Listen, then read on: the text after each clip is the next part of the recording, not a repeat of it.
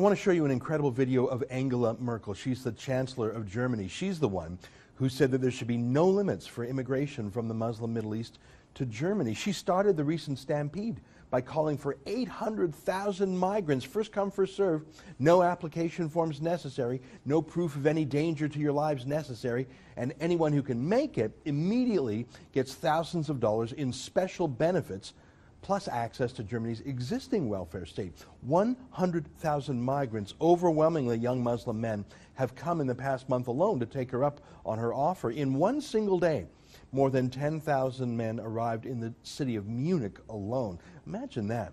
And if you dare to question this, well, you're called a Nazi, which in Germany tends to shut people up pretty quickly. Well, let me show you an incredible video. It's almost 4 minutes long, but literally every minute of it is amazing. It's a woman in Germany, she looks sweet, frankly looks like a progressive liberal, asking Angela Merkel, in a nutshell, aren't you putting our country at risk? Here, take a look. Sie haben vorhin auch die Verantwortung von dieser ganzen Geschichte mit den Flüchtlingen angesprochen. Eine der Verantwortungen ist es ja aber auch, uns hier in Europa zu schützen. Und vor allem mit Flüchtlingen aus Syrien und aus diesen Ländern kommen ja noch mehr Leute mit einem islamischen Hintergrund zu uns. Und ich glaube, was der Herr vorhin angesprochen hat, beinhaltet ja auch eine große Angst hier in Europa zu dieser Islamisierung, die immer mehr stattfindet. Wie wollen Sie Europa in dieser Hinsicht und unsere Kultur schützen? Ich glaube erst einmal, dass der Islamismus und der islamistische Terror leider Erscheinungen sind, die wir ganz stark natürlich in Syrien haben, in Libyen haben, im Norden des Irak haben, aber zu denen leider die Europäische Union eine Vielzahl von Kämpfern beigetragen hat. Und wir können nicht sagen, das ist ein Phänomen, das uns nichts angeht, sondern es sind zum Teil Menschen, oft sehr junge Menschen, die in unseren Ländern aufgewachsen sind und wo wir auch unseren Beitrag leisten. Okay, she says that terrorism is primarily happening over there in Iraq and Syria and Libya. And I guess that's true enough. It's not anarchy in Europe yet like it is in the Middle East, but there have been plenty of deadly Muslim terrorist attacks in Europe and many more foiled terrorist attacks, from the Madrid subway bombings to the London subway bombings to the attack on Paris's Charlie Hebdo magazine. Fine, it's true that most terrorist attacks numerically happen in the Middle East, but then did you see that? She blamed Germany and blamed Europe because some Muslims who are in Europe go back to the Middle East to fight with the Islamic State. She actually is saying that Germany helped cause the Islamic State terrorism because Germany took in some Muslim terrorists who then went back to the Middle East to commit terrorism. She actually blames Europe for the Islamic State. Here, watch some more. Zweitens, Angst war noch nie ein guter Ratgeber. Also es ist im persönlichen Leben nicht und es ist auch im gesellschaftlichen Leben nicht. Kulturen und Gesellschaften, die von Angst geprägt sind, werden mit Sicherheit die Zukunft nicht meistern. Look, this lady in the audience is afraid.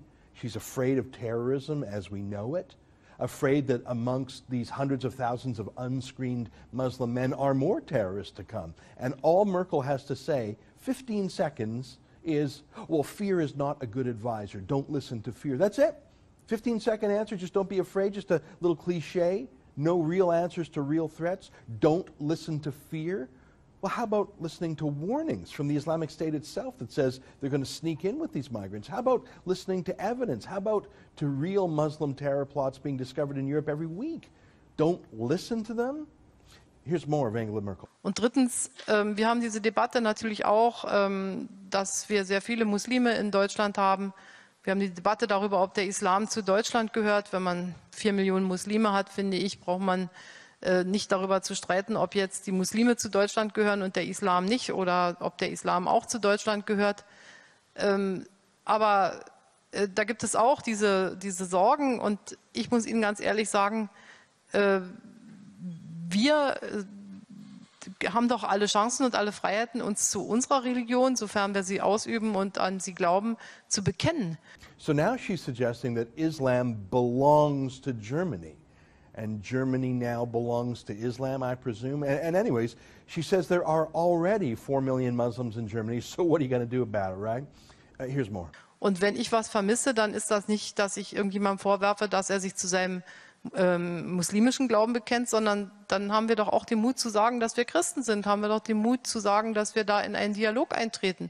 Haben wir doch dann aber auch bitteschön die Tradition, mal wieder in den Gottesdienst zu gehen oder ein bisschen bibelfest zu sein und vielleicht auch mal ein Bild in der Kirche noch erklären zu können. Und wenn Sie mal Aufsätze in Deutschland schreiben lassen, was Pfingsten bedeutet, da würde ich mal sagen, ist es mit der Kenntnis über das christliche Abendland nicht so weit her. Und sich anschließend zu beklagen, dass Muslime sich im Koran besser auskennen, das finde ich irgendwie komisch. Und vielleicht kann uns diese Debatte auch mal wieder dazu führen, dass wir uns mit unseren eigenen Wurzeln befassen und ein bisschen mehr Kenntnis darüber haben. What? So this lady from the audience said she is worried about the Islamization of Germany. I know what that means. It means worried about terrorism and violence. But it also means worrying about Sharia law, worrying about women being put into hijabs and niqabs and burqas. It means worries about a lack of separation between mosque and state. And Merkel says the solution to this is for this question asker to go to church more, to look at paintings in a church. That was her advice. Here's a woman, we have no idea if she's Christian at all, saying she's afraid of mass, unlimited, unscreened immigration of young Muslim men. And all Merkel says is she should go to church? This isn't a contest between theological abstractions. This is about the character of the German state itself, the public square, the laws, the culture. It's not about what book one reads privately in a house of worship. Worried about 100,000 Muslim men? Oh, go to a church and read a book, look at a painting. What is she even saying? Here's some more. Insofern finde ich diese Debatte sehr defensiv. Gegen terroristische Gefahren muss man sich wappnen. Und ansonsten ist die europäische Geschichte so reich an so dramatischen und gruseligen Auseinandersetzungen, dass wir sehr vorsichtig sein sollten, uns sofort zu beklagen, wenn woanders was Schlimmes passiert. Wir müssen angehen dagegen, wir müssen versuchen, das zu bekämpfen. Aber wir haben nun überhaupt keinen Grund auch zu größerem Hochmut, muss ich sagen. Das sage ich jetzt als deutsche Bundeskanzlerin. Okay, so now we have it. It took 3 minutes for Merkel to get to it, but here it is.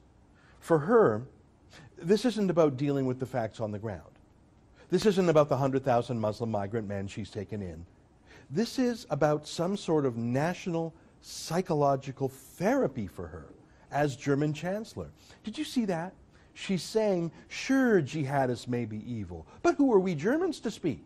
Don't forget how evil we were in the past, and not just the far past, but the recent past. Don't be haughty and arrogant, she actually said. So keeping Germany's culture of liberal secularism is haughty and arrogant, she says. Defending against unscreened migrants is haughty and arrogant, she says, because, hey, Germany did awful things to the Jews and to others, so shut up about awful things that Muslim extremists want to do to us. This isn't a public policy. This is a personal therapy. I note that Merkel herself doesn't have any kids, and neither did the last German chancellor either. They don't have a personal future. Now, maybe it was for personal reasons. I don't know. But the last 2 German leaders have, for whatever reason, no stake in the future. An amateur psychologist might say they have decided to terminate themselves as a form of ethnic punishment, the ultimate in self-hate. Selbsthass is the special German word for hating yourself. They hate themselves for what they or their parents or their grandparents did. They hate Germany today because of what Germany was in the 30s and 40s. And so they will not personally build a German future. And anyone who wants to is just haughty and arrogant and has obviously forgotten Germany's great crimes. And sure, some of these Muslim terrorists are bad, but no worse than Germany was. And anyways, she says, Germany is partly to blame for the Islamic State, and why don't you just go to a church and look at a painting? This is crazy. Now, she looks tired in this video, but I don't think she was drunk or delusional. She hasn't corrected these comments later. As far as I know, this is Angela Merkel's worldview. Germany doesn't belong to the Germans. Germany should be de-Germanified. Germans don't deserve Germany. Any foreigner fresh off a train does. Shut up if you disagree. Don't you know that Germany is guilty, guilty, guilty? Look, I disagree. I'm a Jew. I mean, hatred for the Nazis was taught to me from childhood, but I know that Germany today is not Nazi. They're liberal. The grandchildren of the Nazis are not guilty by birth, and even if they were, the solution, the punishment, would not be to let in 1 million Muslim men, including amongst them today's Nazis, those from radical Islam. Angela Merkel just read out Germany's official suicide note. The fact that this video is so underreported tells me that most media, frankly, agree with her. For the Rebel.Media, I'm Ezra